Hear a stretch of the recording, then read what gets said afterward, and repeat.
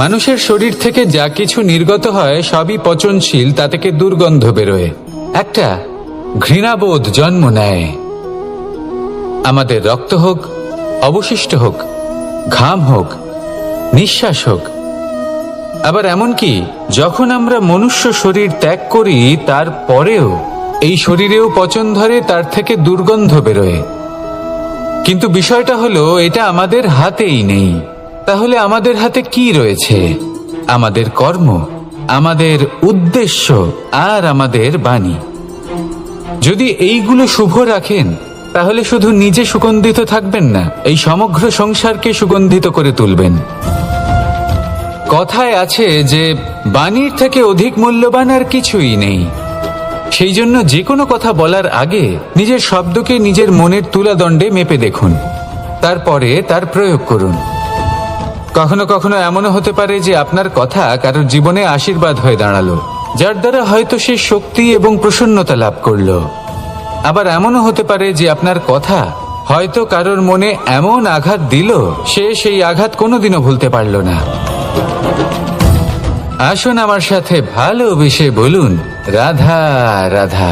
যদি আমি স্থির করি, যদি নিশ্চিত করি একটা মূর্তি গড়ে তুলব, আর কিছুক্ষণ সেই কাজটা করে আবার কিছুক্ষণ পরে বন্ধ করে দিই, আবার কিছুক্ষণের জন্য কাজটা করে আবার সেই কাজ বন্ধ করে দিই, আবার কিছুক্ষণের জন্য কাজটা করে বলি ক্লান্ত লাগছে, কিছুক্ষণের জন্য বিশ্রাম নিয়ে নিই, যদি এইভাবে আমি কাজটা করি তাহলে কি এই কাজ উচিত সময় এবং উচিতভাবে সম্পন্ন হবে? কখনোই নয়। শুধু তাই নয়, যে কোনো কাজ যদি পূর্ণ করতে হয়, উচিতভাবে করতে হয়, উচিত সময়ের মধ্যে করতে হয়, তাহলে প্রয়োজন সততার এবং অখণ্ড প্রচেষ্টার। সততা ছাড়া আপনি যে কাজই করুন না কেন, উচিত সময় তা সম্পূর্ণ হবে না, আর মনোবাঞ্ছিত ফল আপনি কখনোই পাবেন না। তাই যে কাজই আরম্ভ করুন না কেন সততার সাথে এবং অখণ্ড প্রচেষ্টার সাথে করুন, তখনই কর্ম এবং তখনই এই জীবন সফল হবে এবং এই মন প্রসন্ন হয়ে বলবে, রাধা রাধা। এই সংসারে এমন কখনোই হবে না যে আপনি কিছু একটা করলেন কিন্তু তার মূল্য আপনাকে দিতেই হলো না। যে কোনো কাজের জন্য, যে কোনো কর্মের জন্য আপনাকে মূল্য দিতেই হবে। প্রকৃতিও আমাদের এটাই শেখায়। আকাশে দেখুন সূর্যকে, প্রত্যেকদিন আমাদের প্রকাশ প্রদান করেন। এনাকে সূর্য নারায়ণ বলা হয়। ইনি কি মূল্য প্রদান করেন?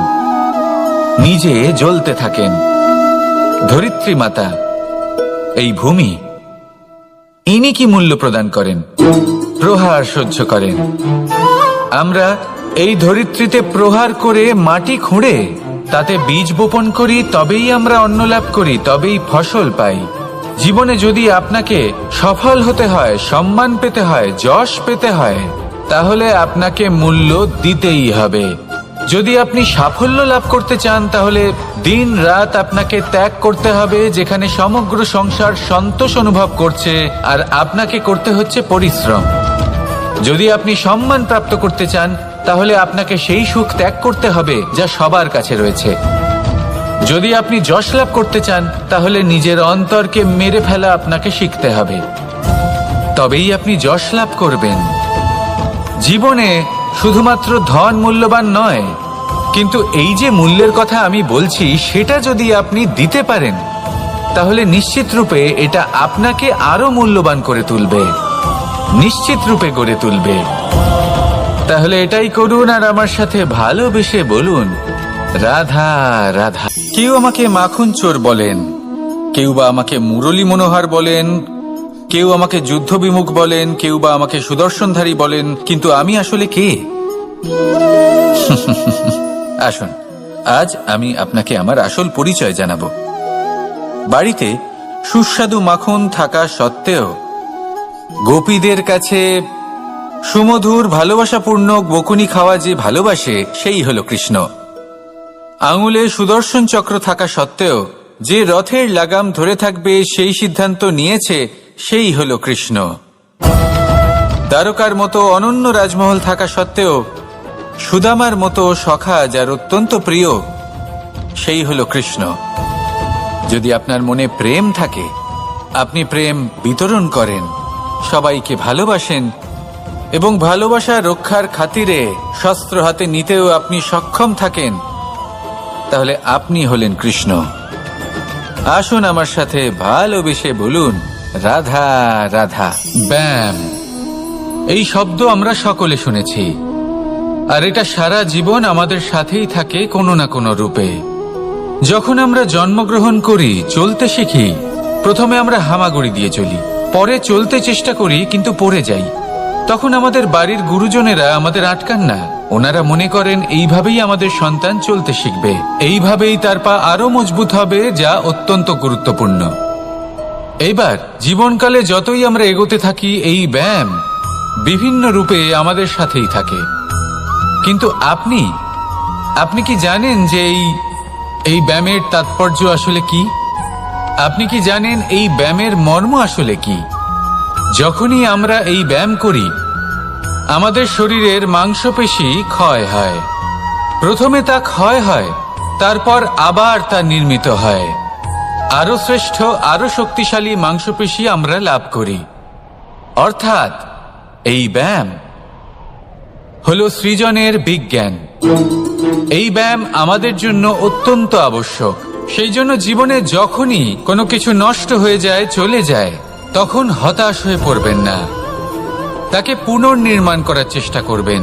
আর এই শিক্ষা আমরা লাভ করি পাখিদের থেকে। যখনই বর্ষা হয়, ঝড় আসে, যখন পাখির বাসা ভেঙে চুরমার হয়ে যায়, তারা হার মেনে নেয় না। সে আবার অল্প অল্প করে সব খুঁজে একত্রিত করে আবার নিজের বাসা বানিয়ে তোলে, পুনরায় এক জীবনকে জন্ম দেয়, এক নতুন পরিবারকে জন্ম দেয়। তাই মনে রাখবেন, জীবনে এইভাবেই যদি আপনি নির্মাণ করতে চান, সৃজন করতে চান, তাহলে সেই নির্মাণের জন্য ভাঙনের অভিজ্ঞতা থাকা অত্যন্ত আবশ্যক। ভগ্ন বস্তুকেও সম্মান করা অত্যন্ত আবশ্যক। এই আচরণ মনে নিয়ে আসুন, মন প্রসন্ন হয়ে বলবে, রাধা রাধা। যখন আমরা কোনো বনে প্রবেশ করি,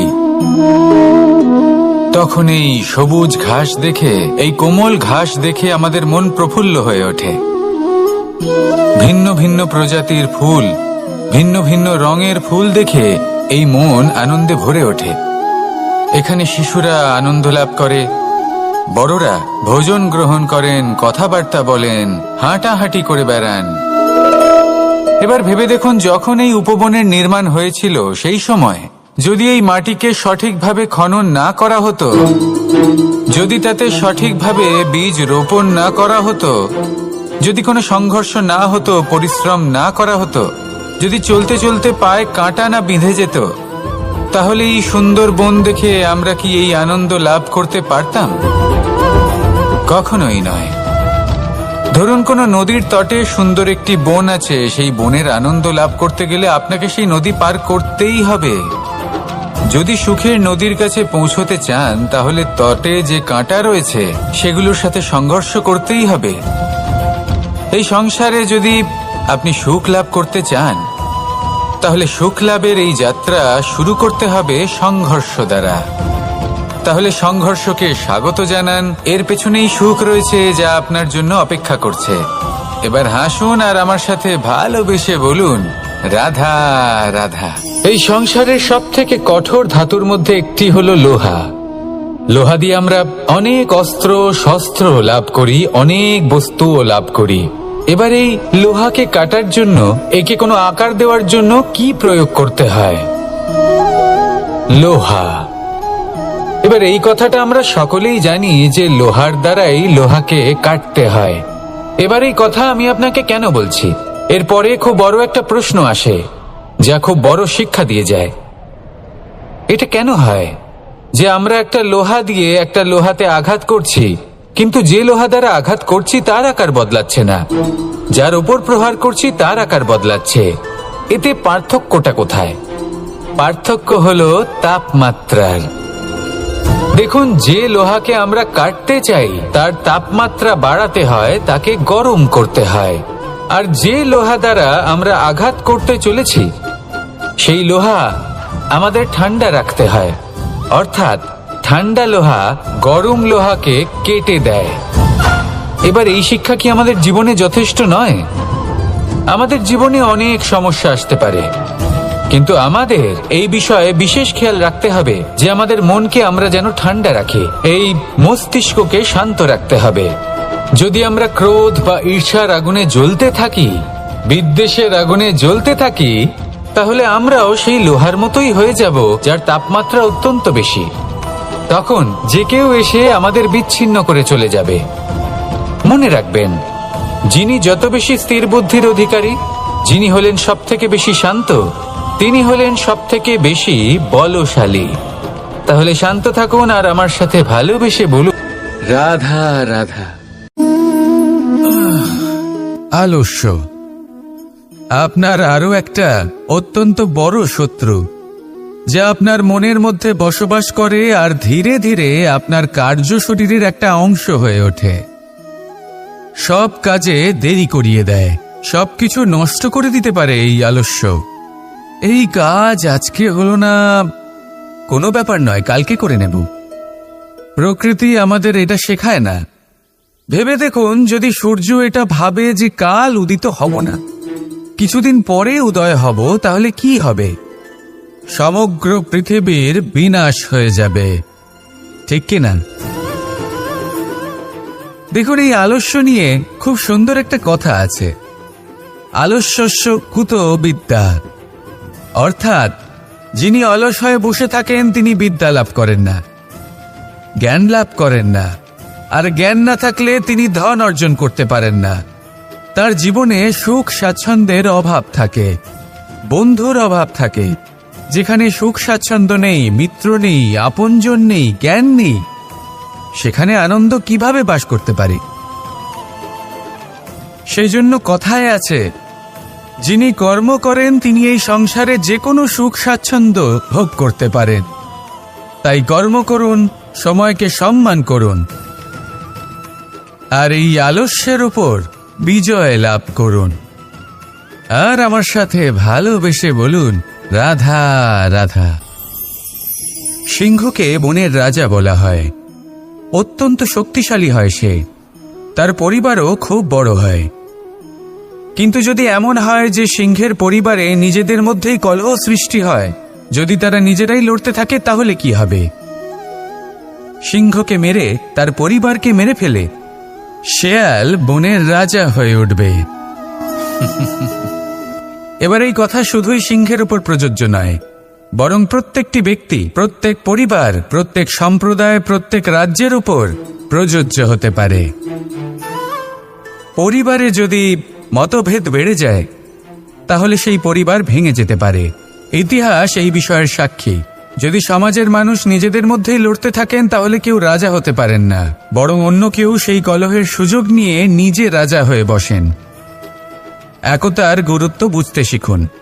ঘুরে ফিরে বিষয়টা এসে দাঁড়াচ্ছে সেই ভালোবাসায়, কারণ ভালোবাসাই হলো সেই যা সকলকে একসাথে বেঁধে তাদের আনন্দে রাখতে পারে। প্রেমের থেকে বেশি শক্তিশালী আর কিছুই নেই। তাই এই প্রেমকে নিজের মনে জাগ্রত করুন, নিজের পরিবারে বর্ষণ করুন, সমাজে বর্ষণ করুন, রাজ্যে বর্ষণ করুন, আর এই ভালোবাসার সাথেই বলুন, রাধা রাধা। আপনি কখনো মাখনের হাঁড়ি ভেঙেছেন? কত আনন্দ পাওয়া যায়। এই মাখনের হাঁড়ি ভাঙলে পুরো মাখন আমাদের গায়ে এসে পড়ে আর মন উচ্ছ্বসিত হয়ে ওঠে। কিন্তু তার জন্য বালগোপালদের কত চেষ্টা করতে হয় সেটা কখনো ভেবে দেখেছেন? প্রথমে বড়ই পরিশ্রম করে একের উপর এক সাবধানে ওপরে চড়তে হয়, তারপরে ভারসাম্য বজায় রাখতে হয়, পড়ে গেলে হবে না। তারপর এই হাতের দ্বারা সেই মাখনের হাঁড়ি ভাঙতে হয়, তখন মাখন পড়ে। এবার এরকমই কিছু আমাদের জীবনে আমাদের সাথেও হয়। এবার আপনি বলবেন যে মাখনের হাঁড়ি ভাঙার এই প্রক্রিয়া, তার সাথে জীবনের কি সম্পর্ক থাকতে পারে? আসলে আমাদের মনের মাঝেও একটা হাঁড়ি রয়েছে, অহংকারের হাঁড়ি। আর এই অহংকারের হাঁড়ি যখন ভেঙে যায়, তখন প্রসন্ন হওয়ার আনন্দ চতুর্দিকে ছড়িয়ে পড়ে। এই মন, এই আত্মা, এই দুই প্রসন্ন হয়ে যায়। কিন্তু তার জন্য আপনাদেরকেও বালগোপালের মতো চেষ্টা করে যেতেই হবে, ভারসাম্য বজায় রাখতেই হবে। মনের মাঝে এবং এই বুদ্ধিতে, ভালো এবং মন্দের মধ্যে, লোভ এবং পরমার্থের মধ্যে। আর তারপর নিজে হাতে অহংকারের এই হাড়ি ভেঙে দিতে হয়। দেখুন, যদি ঈশ্বরের সঙ্গ লাভ করতে চান তাহলে অহংকারের এই হাড়ি ভাঙতেই হবে। আসুন আর আমার সাথে ভালোবেসে বলুন, রাধা রাধা। এগুলো হলো নিম পাতা।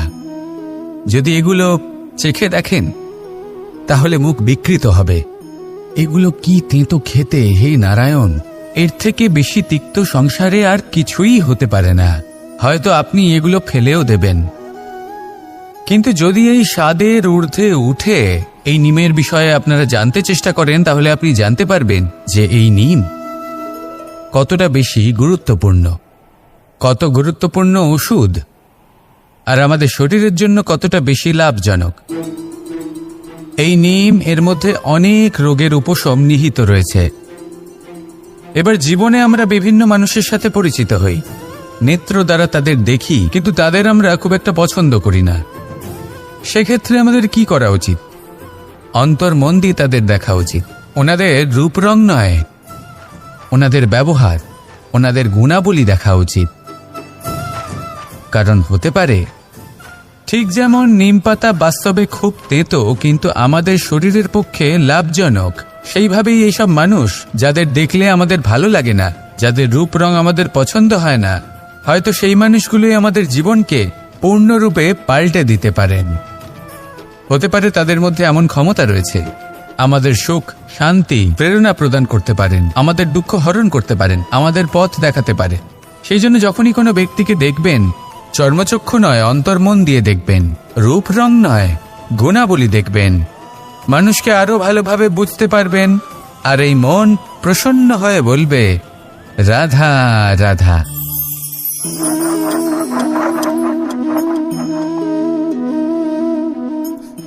কোনো ব্যক্তিকে নিশ্চয়ই দেখেছেন যিনি নিজে কাঠ কাটার এই কাজে নিপুণ এবং অভিজ্ঞ। এবার আপনারা দেখবেন যে তার মনোযোগ সমস্ত কাঠের ওপর থাকে না, তার মনোযোগ থাকে শুধুমাত্র একটা কাঠের ছোট্ট একটি অংশের ওপর, যেখান থেকে তার টুকরো করা হচ্ছে। কিন্তু সেটা উনি কেন করেন? যদি এটা উনি না করেন তাহলে সেই কাঠ সঠিক পদ্ধতি এবং তাড়াতাড়ি কাটা যাবে না। জীবনেও তাই হয়ে থাকে। আপনি হয়তো কোনো লক্ষ্য স্থির করেছেন বা পথ নির্বাচন করেছেন বা কাজ স্থির করেছেন যেটা আপনি করেই ছাড়বেন। তাহলে নিজের সম্পূর্ণ মনোযোগ শুধুমাত্র তার উপর কেন্দ্রীভূত করুন।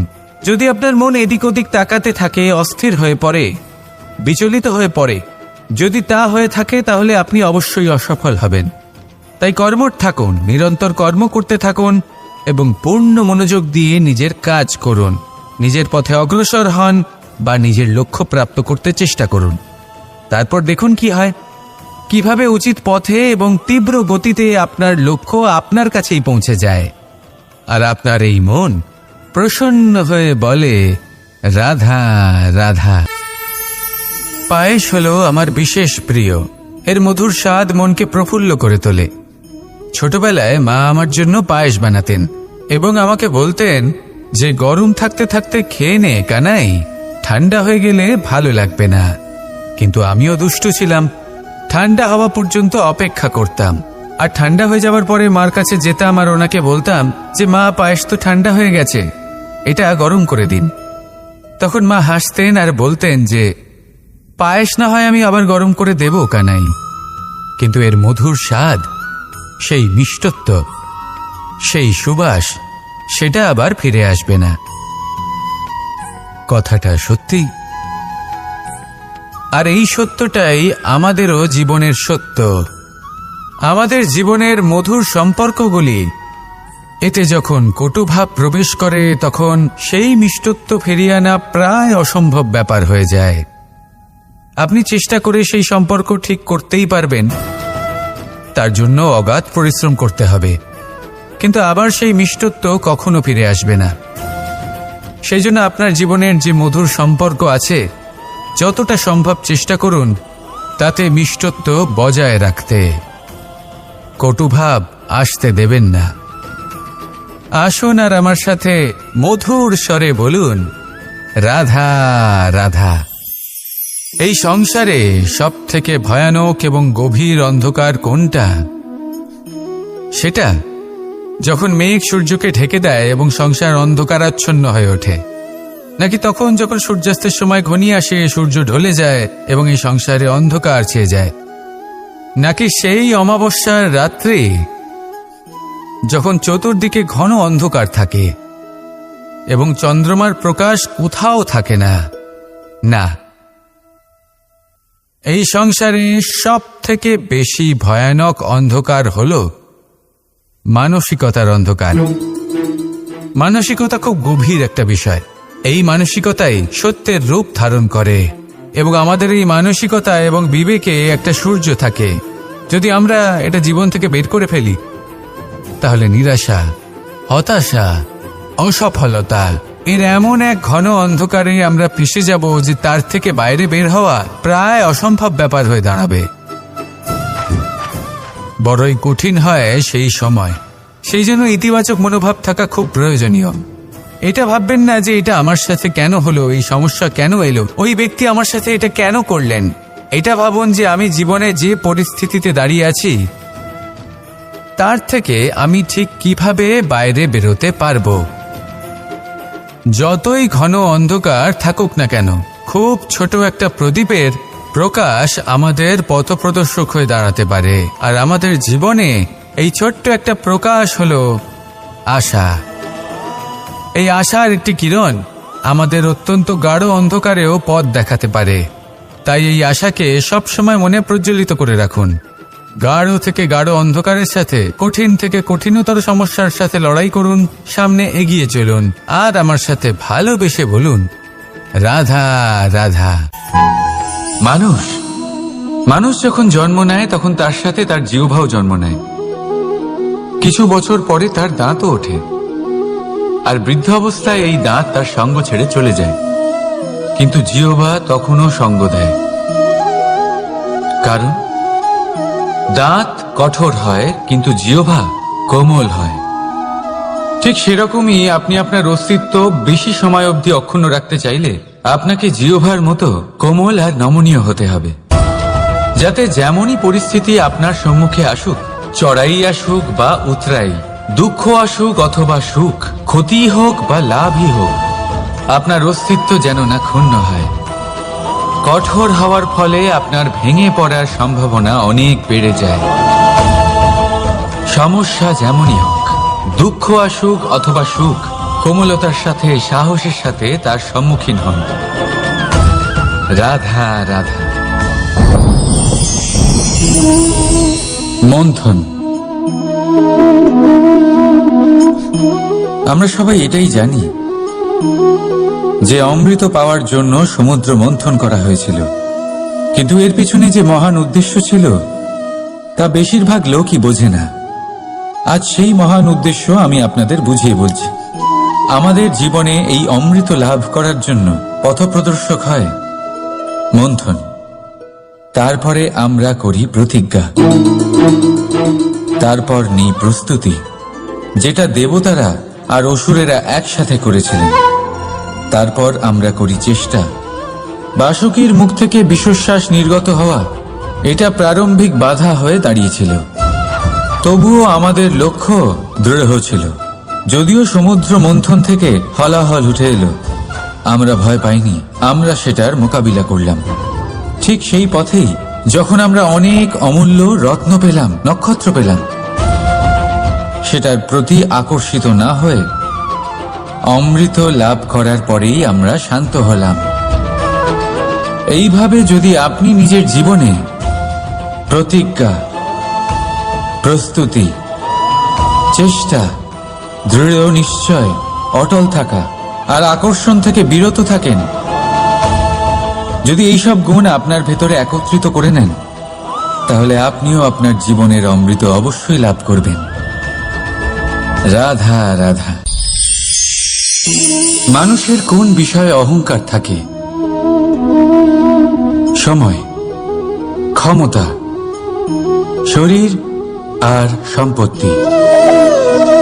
আর এই চারটেই সর্বদা সঙ্গে থাকে না। কি বিচিত্র ব্যাপার! আপনি নিজেই দেখুন, সময় আজ ভালো হলেও কাল অবশ্যই খারাপ হতে পারে। ক্ষমতা আজ আপনার থাকলেও কাল তা নাও থাকতে পারে। এই শরীরটা তো নশ্বরই বটে। যত আপনি বার্ধক্যের দিকে অগ্রসর হবেন, দুর্বল হতে থাকবেন, সৌন্দর্য ক্ষীণ হতে থাকবে, আর সম্পত্তি আজ আপনার, কাল অন্য কারোর হয়ে যাবে। আর এই সমস্ত নশ্বর জিনিসে মন কেন্দ্রীভূত করতে করতে ব্যক্তি ভুলে যান সেই বিষয়গুলি যা সর্বদা আপনার সাথে থাকবে, আপনার ঢাল হবে, আপনার সম্বল হয়ে থাকবে। আর তা হল আপনার স্বভাব, বুদ্ধি, সৎসঙ্গ আর খাঁটি সম্পর্ক। নিজের স্বভাব শীতল রাখুন, কর্মে বুদ্ধির পরিচয় দিন, সর্বদা ভালো মানুষের সাথে সময় কাটান, আর খাঁটি সম্পর্ক সর্বদা পালন করুন। জীবনে সর্বদা সুখী হবেন। রাধা রাধা। কথায় আছে যে ভাগ্যের খেলা অত্যন্ত বিকট হয়। দেবতারাও বুঝতে পারেন না যে এই খেলা কি। আমরা তো শুধু সাধারণ মানুষ। ঠিক আছে, সিদ্ধান্তের কথা বলি। সিদ্ধান্ত নেওয়া তো আপনারই হাতে আছে। কেন? দেখুন, ভাগ্য আপনার সিদ্ধান্ত পাল্টাতে পারে না, কিন্তু আপনার সিদ্ধান্ত, এটা আপনার ভাগ্য অবশ্যই পাল্টাতে পারে। তাই ভাগ্যের উপরে নির্ভরশীল থাকবেন না। মনোসংযোগ করুন আজকের সিদ্ধান্তের ওপর। শান্ত মনে বিচার করুন, তারপর সিদ্ধান্ত নিন, কারণ এই সিদ্ধান্ত এটা বড়ই গুরুত্বপূর্ণ। আপনার আজকের সিদ্ধান্ত আপনার ভবিষ্যতের কাঠামো। আপনার আজকের এই সিদ্ধান্ত ভবিষ্যতে সৌভাগ্য হতে পারে, আবার দুর্ভাগ্য হয়ে দাঁড়াতে পারে। সিদ্ধান্ত আপনার।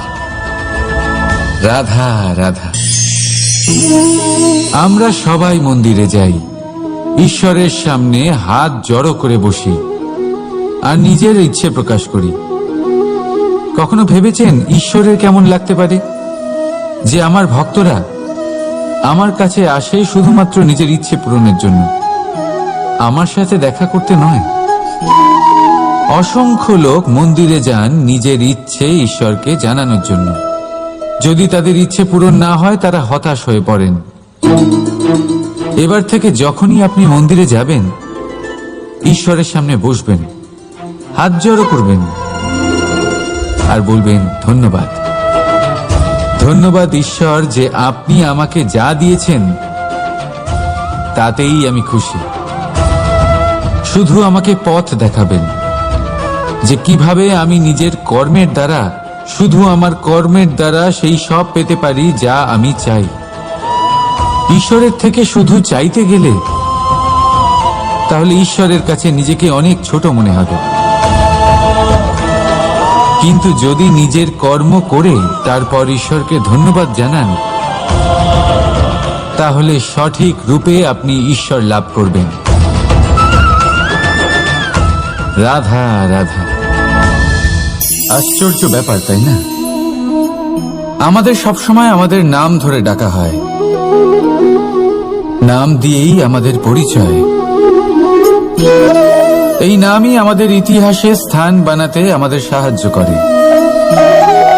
সুনাম অর্জন করতে মানুষ কি না করে থাকে, নামে যাতে কলঙ্ক না লাগে তার জন্য মানুষ কি না করে থাকে। জীবনে আপনি যা পেয়েছেন, অর্থ, সম্পত্তি, সুখ, এই সব কিছুই নামের কাছে মূল্যহীন। নাম সর্বদা উচ্চ স্থানে থাকে। এই নামকরণের অনুষ্ঠান আমাদের কাছে অত্যন্ত গুরুত্বপূর্ণ। এবারে আপনার কি মনে হয় আমি কোন নামের কথা বলছি? সেই নাম যা আমরা জন্ম থেকে পেয়েছি? না, আমি সেই নামের কথা বলছি যা আমরা নিজের কর্ম দ্বারা অর্জন করেছি। যা জন্মের সময় পেয়েছি তা মৃত্যুর সাথে চলে যাবে, কিন্তু যে নাম কর্মের দ্বারা অর্জন করেছি সেটা আমাদের অমর করবে। মাতা পিতা আমাদের জন্ম দেয়, জন্মের সাথে সম্পর্ক দেয়, সমাজ থেকে পাই বন্ধু, প্রকৃতি থেকে পাই খাদ্য, যদি এমন কিছু থাকে যা আমরা নিজের যোগ্যতায় পাই, তা হলো আমাদের কর্মের ফল, সেই নাম যা আমরা আমাদের কর্মের দ্বারা অর্জন করেছি। তাই সর্বদা ভালো কর্ম করুন আর আমার সাথে ভালোবেসে বলুন, রাধা রাধা। আপনি কখনো কোনো পর্বতে চড়েছেন? কথায় আছে, যখন আমরা পর্বতারোহণ করি, ওপরে ওঠার সময় দুর্ঘটনার সম্ভাবনা কিছুটা কমে যায়। সেখানেই যখন পর্বত থেকে নিচে নামি, তখন দুর্ঘটনার সম্ভাবনা অত্যন্ত বৃদ্ধি পায়। অর্থাৎ নামার সময় আমাদের আরো ভারসাম্য বজায় রাখতে হয়, আরো সাবধানে থাকতে হয়, অর্থাৎ বিবেককে জাগিয়ে রাখতে হয়। এবার জীবনেও সাফল্যের পর্বত আরোহণের সাথে এটাই হয়। যখন আমরা সাফল্যের পর্বত আরোহণ করতে থাকি, তখন এমনি আমাদের লক্ষ্য আমাদের গন্তব্যের দিকে থাকে। আমরা নিরন্তর পরিশ্রম করি, চেষ্টা করতে থাকি, আমাদের মধ্যে সেই উৎসাহ থাকে, সেই সাহস থাকে। কিন্তু একটা কথা সত্যি, সমস্ত আরোহণের পরে অবরোহণ থাকে। আর এই অবরোহণই থাকে যেখানে বেশিরভাগ মানুষ নিজের ভারসাম্য বজায় রাখতে পারেন না, আর সেখানেই ভেঙে পড়েন। তাই জীবনে যদি সাফল্যের শিখরে পৌঁছতে চান, তাহলে আপনাকে নিরন্তর প্রয়াস করতে হবে, সংঘর্ষ করতে হবে, পরিশ্রম করতে হবে, আর নিজের লক্ষ্যের দিকে একাগ্রতা কেন্দ্রীভূত করতে হবে। তাহলে আপনি নিজের লক্ষ্য অবশ্যই পাবেন। কিন্তু যখন অবরোহণের সময় আসবে, যা নিশ্চিত রূপে আসবেই, তখন আপনাকে সংঘর্ষ করতেই হবে, ধৈর্য ধরতেই হবে, সাবধানে থাকতেই হবে, ভারসাম্য বজায় রাখতেই হবে। এটা হলো অত্যন্ত আবশ্যক, কারণ পরবর্তী সাফল্যের শিখরে আপনাকে পৌঁছতেই হবে, আর তার জন্য আপনাকে সুরক্ষিতভাবে অবরোহণ করতেই হবে। ঠিক কিনা? আসুন আর আমার সাথে ভালোবেসে বলুন, রাধা রাধা। প্রসন্নতা এমন এক অনুভূতি যা আমরা সকলে পেতে চাই। এবার এটা ভেবে দেখুন যে আমরা আমাদের প্রসন্নতার জন্য অন্য কাউকে দায়ী কেন করি। আজও এরকম কিছু করেছে, ওর জন্য আমি দুঃখী হয়ে আছি। আজও এমন কিছু করলো যার ফলে আমার মন প্রসন্ন হয়ে উঠল। না, আপনাকে স্পষ্ট করে একটা কথা বলে দিই, আপনার প্রসন্নতা না শুধু আপনার নির্বাচন, না শুধু আপনার হাতে রয়েছে, বরং আপনি নিজের প্রসন্নতাকে নিজেই আকৃষ্ট করেন। এই ফুলগুলিকে দেখুন, এই ফুল এর সুগন্ধ ছড়ায়, আর এই ফুল নিজের দিকে কীট পতঙ্গদের আকৃষ্ট করে। এবার দেখুন, কীট পতঙ্গ কাদের আকৃষ্ট করে? গিরগিটি বা ব্যাঙ, এরকম কিছু প্রাণীদের। এবার এই যে ফুল, কীট পতঙ্গের জন্য এই যে ফুল, তার বিকাশ হয়, এ আরো প্রস্ফুটিত হয়, ওর বংশ আরো বৃদ্ধি পায়। তাই এর তাৎপর্য হলো সহজ, ফুল উচিত ব্যক্তিকে নিজের দিকে আকৃষ্ট করে। এবার কীট পতঙ্গের কথা বললে তারা কাদের আকৃষ্ট করে? তাদেরই যারা তাদেরই শিকার করবে, খাদ্যরূপে গ্রহণ করবে। এবার কাকে আপনি নিজের দিকে আকৃষ্ট করতে চান, তার নির্বাচন আপনারই। আপনি কি প্রসন্নতাকে নিজের দিকে আকৃষ্ট করতে চান, নাকি অপ্রসন্নতাকে করতে চান, তার নির্বাচন আপনারই। আপনি জীবনে যা কিছু পাবেন, সুখ দুঃখ, আশা নিরাশা, প্রসন্নতা অপ্রসন্নতা, সবই হলো আপনারই নির্বাচনের পরিণাম। তাহলে সঠিক নির্বাচন করুন আর আমার সাথে ভালোবেসে বলুন, রাধা রাধা। ঘূর্ণিঝড়, যখন এই ঘূর্ণিঝড় আসে, তখন প্রচন্ড বেগে হাওয়া বয়ে চলে। সেই সময় এমন কিছু বৃক্ষ আছে যা কঠিন হয়ে দৃঢ় হয়ে দাঁড়িয়ে থাকে। সেই গাছ যা 10 বছর ধরে বা সহস্র বছর ধরে দাঁড়িয়ে থাকে, তাদেরকে আপনি খুব সহজে নাড়াতে পারবেন না। কিন্তু ঘূর্ণিঝড়, এর প্রভাব এতটাই তীব্র হয়, এর হাওয়াতে এতটাই প্রবল শক্তি থাকে যে এই বৃক্ষগুলিকে উচ্ছেদ করে, সেই বৃক্ষ নষ্ট হয়ে যায়। এবার এমন কিছু বৃক্ষ থাকে যাদের কাণ্ড নমনীয় হয়, খুবই নরম হয়। সেই জন্য যখন জোরে বাতাস বয়, কোনো ঘূর্ণিঝড় আসে, তখন এই বৃক্ষগুলি ঝুঁকে যায়। আর যখন এই ঘূর্ণিঝড় চলে যায়, শান্ত হয়ে যায়, তখন ওরা আবার দাঁড়িয়ে পড়ে। এবার এটাকে আপনি কি বলবেন, কি বুঝবেন আপনি? সুযোগ সন্ধানী? না, বরং এটাই হলো প্রকৃত আদর্শ। যখন আপনার সামনে এমন কেউ থাকেন যিনি আপনার থেকে অনেক শক্তিশালী, তখন তাকে সম্মান করা আপনাকে শিখতেই হবে। তাই মনে রাখবেন, এই সংসারে যখনই দুই শক্তির একে অপরের সাথে সংঘর্ষ হয় শুধুই বিনাশ হয়, কিন্তু যখন শক্তির সাথে আসক্তি মিলিত হয় সেখানে সুরক্ষা থাকে, সেখানেই কিছু নির্মাণ হয়। তাই আসুন আর আমার সাথে ভালোবেসে বলুন, রাধা রাধা। ভয়, আমরা ভয়ের বিষয়ে অনেক কথা বলি, ভয়ের থেকে সবসময় দূরে পালাই। কখনো ভেবে দেখেছেন আমরা এই ভয়ের সদ্ব্যবহারও কি করতে পারি না? নিশ্চিত রূপে করতেই পারি। এমন কোনো অক্ষর নেই যার দ্বারা কোনো মন্ত্র হয় না। তাই নিশ্চিত রূপে এই ভয়েরও সদ্ব্যবহার আমরা করতেই পারি। নির্ভর করছে আপনার দৃষ্টিভঙ্গির ওপর, আপনার প্রতিক্রিয়ার ওপর। ভয় যখন সামনে আসে দুটো পথ থাকে। প্রথমটা হলো ভয়ভীত হয়ে চুপচাপ পালিয়ে যাওয়া, আর দ্বিতীয় পথ সেই ভয়ের সম্মুখীন হওয়া। সেই ভয়ে ডুবে গিয়ে দেখুন এমন কি আছে যা আপনাকে পিছনে টেনে রাখছে। নিজের সাহসকে জাগিয়ে তুলুন, নিজেকে আরো শক্তিশালী বানিয়ে তুলুন, নিজেকে আরো শ্রেষ্ঠ বানিয়ে তুলুন, আর আপনার সামনে যা আছে সব প্রাপ্ত করে নিন। সেই ভয়, আপনি তার থেকে পালিয়ে যেতে চান নাকি তার সম্মুখীন হয়ে নিজেকে আরো শ্রেষ্ঠ বানাতে চান? সেই চয়ন আপনারই, প্রতিক্রিয়া আপনারই, দৃষ্টিভঙ্গি আপনারই। আসুন আর আমার সাথে ভালোবেসে বলুন, রাধা রাধা। কখনো কোনো বনে আপনি আগুন লাগতে দেখেছেন? এমন ভয়ানক আগুন লাগতে পারে সমস্ত বন জ্বালিয়ে দিতে পারে। সেখানে যে বনস্পতি পাওয়া যায়, সেখান থেকে যে ঔষধি পাওয়া যায়, সবকিছু নষ্ট হয়ে যায়। যে পশু পাখি পাওয়া যায় বেশিরভাগই নিজের প্রাণ হারিয়ে ফেলে, আর যারা বাকি থাকেন তারা নির্বাসিত হন। কিন্তু কখনো ভেবে দেখেছেন এই বনে আগুন লাগে কি করে? ছোট ছোট শুকনো পাতার কারণে, শুকনো ডালের কারণে, সেইগুলো যেগুলো কখনো গাছের অংশ ছিল।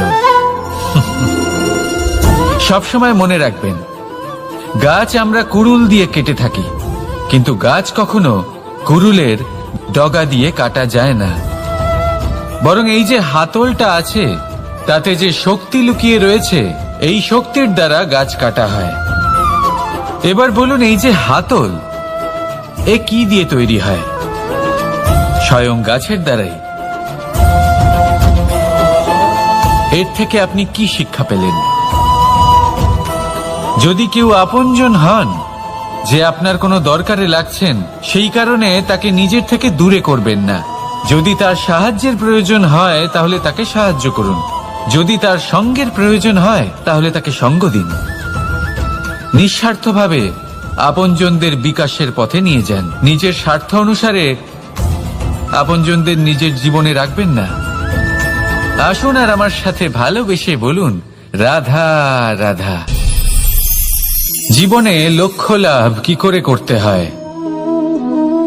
কেউ বলবে বন্ধুদের সাহায্যে, কেউ বলবে প্রেমের সাহায্যে, কেউ বলবে নিরন্তর চেষ্টা করলে, কেউ বলবেন পরিশ্রম করলে, কেউ বলবেন ঈশ্বরের আশীর্বাদে, ইত্যাদি ইত্যাদি। আমি আপনাকে বুঝিয়ে বলি, এই যেমন ত্রিলোক আছে, অর্থাৎ 3 লোক আছে, যাকে সঞ্চালন করে ত্রিদেব বা 3 জন দেবতা। সেইভাবে নিজের লক্ষ্যে পৌঁছানোর জন্য 3টি ভাবের প্রয়োজন পড়ে।